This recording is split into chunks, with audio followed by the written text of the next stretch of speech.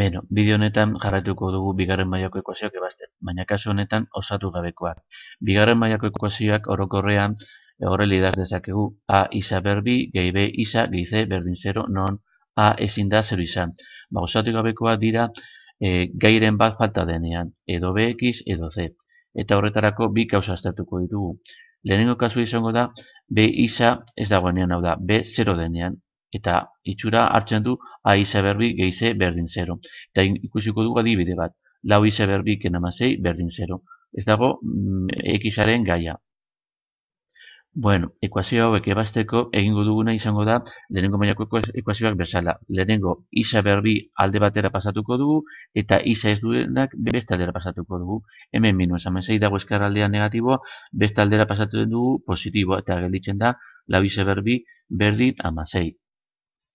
Orain, lau isa berbiarekin dago biderkatzen. Beste aldera pasatu behar dugu, zatitzen. Lau dago biderkatzen, beste aldera pasatzen da zatitzen. Isa berbi berdin amasei zati lau.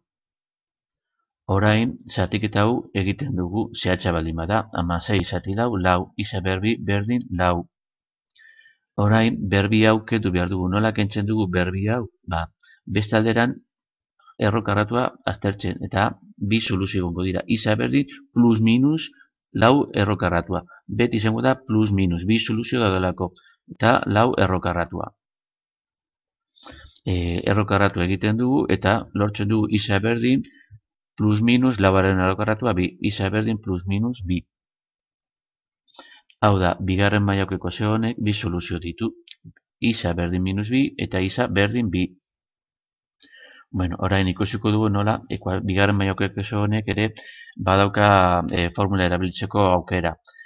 Hau idazten baldin badu itxura orokorrean izango da lau isa berbi gehi 0 isa ken amasei berdin 0.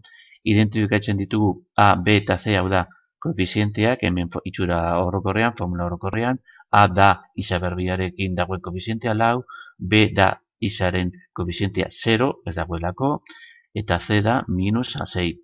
Eta formula hau erabiliko dugu aurreko bideoan bezala.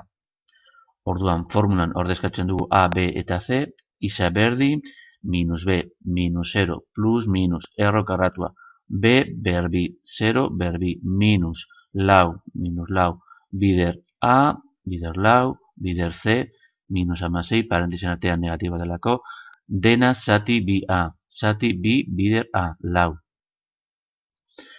Kontuak egiten baditugu, gelditzen da isa berdin, minus 0, 0, plus minus, errokarratua, 0 berbi 0, minus bider minus plus, lau bider lo amasei, eta amasei bider amasei, berreunda berrogeita amasei. Dena zati bi bider lau, sortzi. Orain errokarratu egiten dugu, berreunda berrogeita amaseiaren errokarratu amasei denez, hau gelditzen da, isa berdin 0 plus minus amasei, zati sortzi. Orain banatzen dugu hau bata positiboarekin eta bestea negatiboarekin, isa berdin 0 gehi amasei zati sortzi berdin amasei zati sortzi bi, eta isa berdin 0 ken amasei zati sortzi, minus amasei zati sortzi berdin minus bi. Lortzen dugu aurreko soluzio berdinak, isa berdin minus bi eta isa berdin bi. Bueno, orain ikusiko dugu bigarren kasua.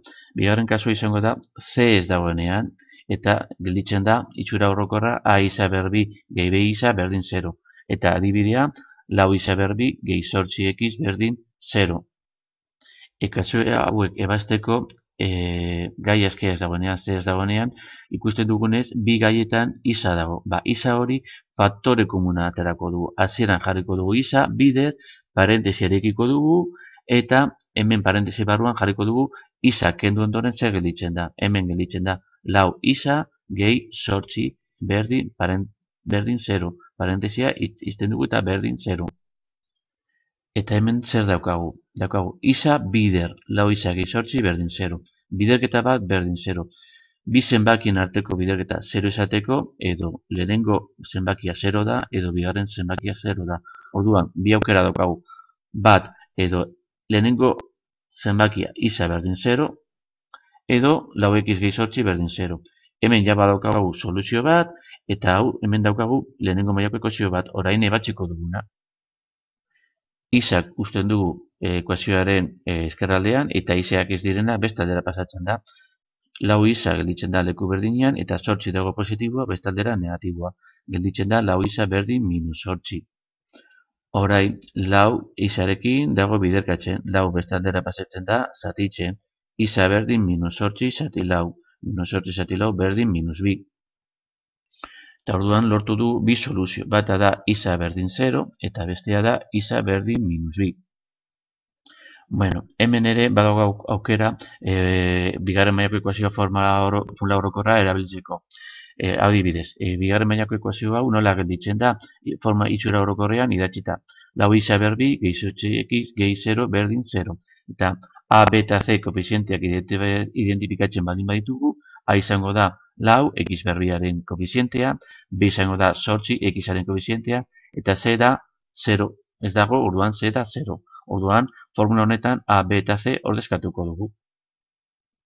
Ordezkatzen baldin badu, gelditzen da isa berdin minus B minus 8 plus minus errokarratua B berbi 8 berbi minus lau AC minus lau bider A lau bider C 0. Zati bi A, zati bi bider A lau. Orain kontuak egiten ditugu eta gelditzen da isa berdin minus 8 plus minus errokarratua 8 berbi 74 minus lau bider lau amasei bider 0, 0. Zati bi bider lau 8. Hau da, gelditzen da isa berdin minus 8 plus minus errokarratu 74 zati 8. Orain errokarratu hau egingo dugu.